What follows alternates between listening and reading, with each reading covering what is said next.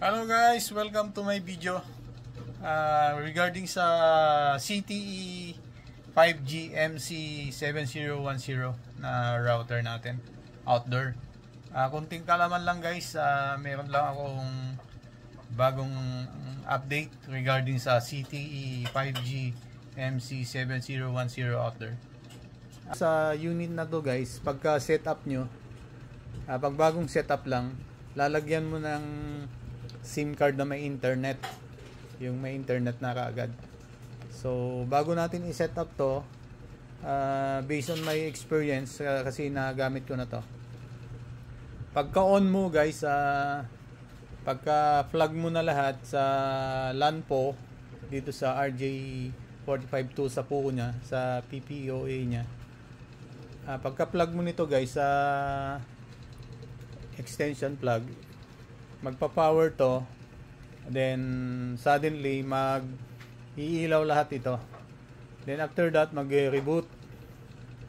After rebooting, papansinin mo lang guys, after a few minutes lang, mag-auto shutdown ito, re-restart, mag-update yung bagong firmware nito. So hayaan mo lang guys na naka-on, na nag-blink itong mailaw niya up and down. Nag-blink yan ng about 2 to 3 minutes guys. So antay mo lang, wag mo i-unplug. So after that, after niya mag-reboot, mag-steady light si power, then suddenly ilaw na yung iba a few seconds or minute. Then after that, mag-red uli yung si network. Then mga ilang segundo lang iilaw na lahat ito. So after that, pwede na i-set up kung may ilaw na lahat ito, nag-steady light na. Then you can connect na to RJ451 sa PC mo o laptop mo para i-set up. Like for example, ito naka-set up na siya dito. So lalagin ka na sa WebGui niya, then password na sa sticker, nasa loob ng box, na pagbago sealed pa, nasa box yung password.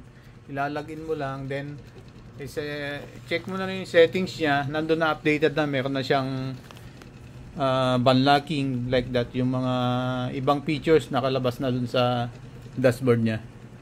So yun guys, ang update ko lang for CTE MC7010 outdoor. Nag-update to guys, so wag kang magtaka pag nag-blink yung ilaw niya after mo may plug. Guys, thanks for watching to my video, simple tutorial for CTE 5G MC70 outdoor. Thank you guys, God bless, bye bye.